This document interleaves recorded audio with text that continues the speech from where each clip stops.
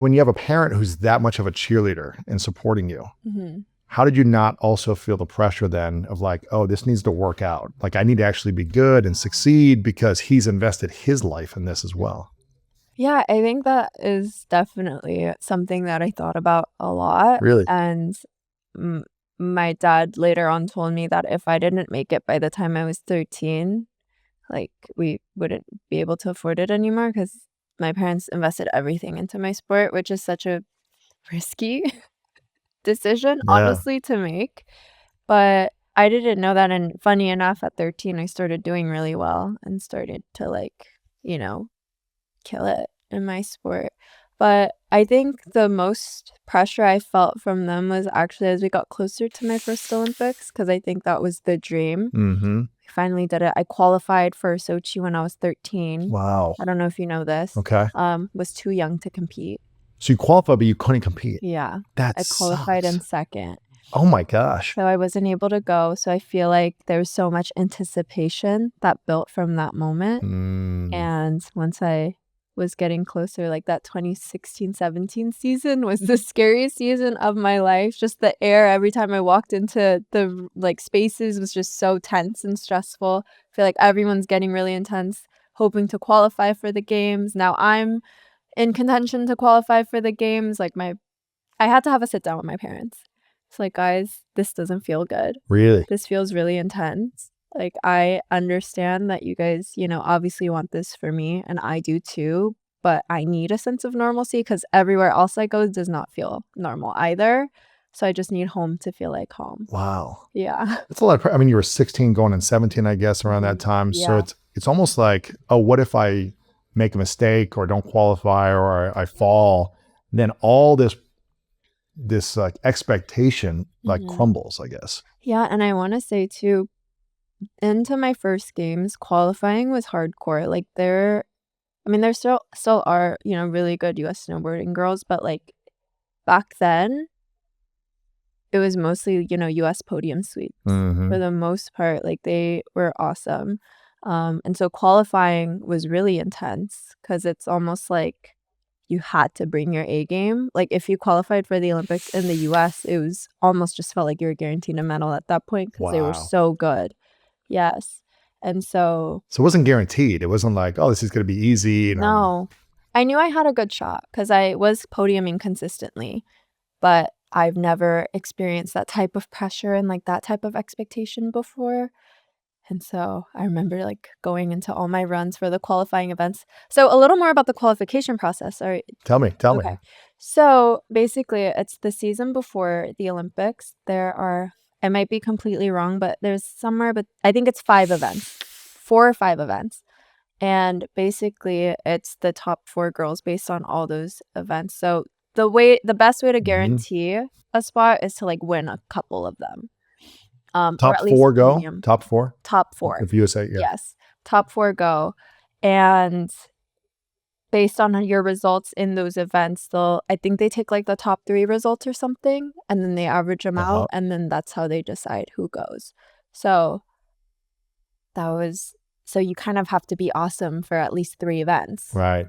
Over like a 6 month window, or is that like a year, or how long is that? No, it's like a 2-month window. Oh, oh man. So if you It's mess up in 2 months, you're done. Yeah, so it's like you start the season being like, "Okay, like, I might go to the Olympics," and it's like, boom, it's over, and then people are going to the Olympics. It's so fast, it's back to back. I think the first qualification event's in December, like, early December, and then the rest of them are low-key in January, and then we go And to you the leave like a games couple weeks later. in Wow. February. Yeah, Yeah. so it's really intense. How did you feel going into this recent Olympics then? Because you were injured. Yeah, Like, how I was didn't feel good. you didn't feel good because you'd previously won 2 gold medals, but Mhm. then you're going into this next Olympics a little injured, not feeling good, like you said. Mm-mm. How do you stay confident and also not let the fear of the pressure or what if I fail or what if my injury holds me back or Yeah, the expectations of the world now? yeah. How do you navigate that? I mean, it was tough, I think that was definitely a really hard moment, Hmm. probably one of the more difficult things I've had to navigate in my career. Yeah. I've been so blessed and fortunate to go into every single games completely healthy, Hmm. um, and luckily, I had actually qualified for the games the season prior. So you didn't have that stress. I didn't need to qualify that That's good. season, which was great. That's great. Yeah. Awesome. But you got to be healthy. Exactly. And so, the plan was, okay, I'm not going to compete that much this season. I'm going to just train for the games and then go. And that's what I did going into Beijing as well. Mhm. But unfortunately, the first training camp I had planned in the winter, that's when it happened, like the second or third day. So I had no reps going into this. Wow. Came straight back home, rehabbed as much as I could. Because it wasn't necessarily a pain issue. It was more that my shoulder kept coming out. And if your shoulder comes out, there's like not much you can do. Yes, you can pop it back in, but it will just keep coming out. Is this your left shoulder or your right? Yeah, my left shoulder. And so it was one of those things where I think I spent a week, maybe 10 days here in LA doing my rehab and then trying to get back on snow as soon as possible to get a little reps in. It's also probably the fear of if I fall and hurt the Mhm. shoulder, like the damage that could have too, right? Exactly. And I don't want to get hurt before I go into the games. Totally. But I had already come up with a plan in my mind that was Okay. maybe insane, but I was like, What was okay, that? well, if it comes out, just put it back in. Okay. Let's just pop it back in. It's It fine. wasn't painful? Like, yeah, it hurts, but like also Put it back in. You're an athlete. I Yeah. live in a world of pain. Like I am always in pain. Yeah, So yeah, let's just add this to the list Sure. of things that hurt. But no, I think I was like, all right, well, we'll just pop it back in. I'll do everything I can. We'll get a brace. But the most annoying thing was just that I had to relearn how to do all my tricks without this arm. Because you really need to like use the force of it, Mhm. right? Yeah. And So how did you do need that? to like hyperextend it almost, and that's when it's the most vulnerable. Like when I'm throwing my tricks, I need all my arms. Because you're really swinging in the air. Yeah. I'm literally doing the most, like flailing, like twisting, all of it. Because So people watching might think, oh, it's actually a lot of twisting of like the hips, which I guess it is. It But is. you need the wind up with the Yeah. upper body as well, right? Mhm. Interesting. Yeah, so it was really hard. So the very limited days I had on snow, I just had to like try to relearn how to do all my tricks With one arm. with one arm. And it's so disappointing because it's almost annoying. I almost wish that it was this kind of dark, but I had almost wished that it was a more serious injury, if that makes sense, Mhm. because then it was just clear that like I couldn't do it or like but this whole gray area was really rough for me to navigate because I'm like, I feel fine. I feel like I can do this, but my shoulder comes out in the middle of my run. There's nothing I done. can do. I have to stop. So that's where it's really frustrating. And that's also where it was frustrating because I felt like people wouldn't understand Mm. what that was like either. Yeah. And I mean, I don't know did you ever have the fear of like, okay, I'm going whatever, 50 feet in the air. And if I fall on it, Yeah. then also the pain of that, I might be done, I guess, if it's already vulnerable. Yeah. For me, I'd be afraid of that. It's Yeah. like- I mean, I was never one to worry about pain. Okay. Again, like I've had chronic back pain Sure. since I was 15. So it's not a big deal. It was just more inconvenient for me, Yeah. I think is the best way to put it. So how do you navigate that? And I guess, how do you visualize before going out for a run at the Olympics when you're uncertain if you can actually complete the run? I think it's hard. Mm-hmm. Like mentally, there's always this little voice in your head that's like, all right, well, this could happen. Really? Prepare yourself for that. I did the best that I could. I knew that I was at a severe disadvantage because everyone else has ridden all winter long. And I'm coming in, I think the night of the final was my 8th day on snow Wow. total. So in it's like, in like 6 months or something? right. Yeah. So it's like I'm not where I could be, but I'm also dealing with this, which is part of the sport. I'm just going to do my best and whatever. That's what I had to get to. Just like whatever. So what is the mental rehearsal that you have then, either, the morning of, an hour before or right before, to eliminate the self-doubt?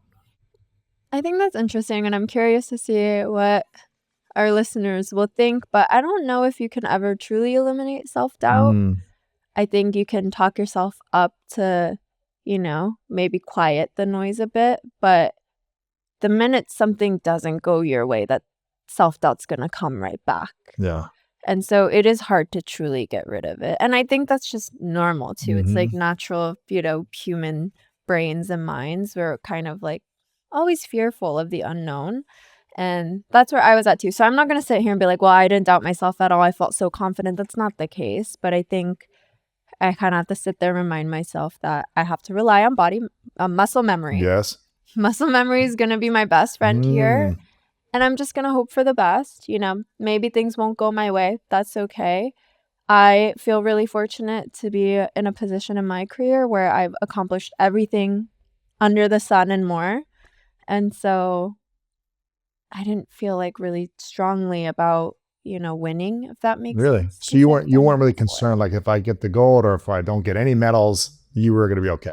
My goal was to get a medal. Right. And you did it. I did it. Let's go. Let's go. Thank you. You did it. I did it, you know, and that was really challenging in itself because Mhm. there's so much new talent. I've been doing this for over 10 years professionally, you know. I'm 26 now. And you've won everything. I've won everything multiple times. X Games, World Championship, Olympic gold, multiple times. Multiple times. And I think I'm really grateful to have had that experience. I've done it all. There literally isn't a single thing I want. Which You feel complete. Which feels funny, you know? And Mhm. I kind of got to that place in my early 20s. That's incredible. So I feel like this past one, I just wanted to have fun. Mm. Just wanted to like enjoy it. You know, obviously this didn't make it as enjoyable as it could have been, but I think I enjoyed every minute of it. That's and there's not a beautiful. thing I would change. Really? Yeah. That's beautiful. Yeah. So you don't feel like, you know, your goal was to get a medal. It didn't matter if it was No. any medal. Yeah. But you've won multiple golds. Yeah. So is there anything inside of you that was like, okay, you know, I got a silver, but it wasn't the gold? Was there any part of you that felt like maybe, I don't know, that was let down in any way? Yeah. I mean, I think that there's always going to be a sentiment of like disappointment. Of course, like this is again something that I've trained for 3 years going into it. So I'm also not going to sit here and be like, oh, well, I'm fine with that.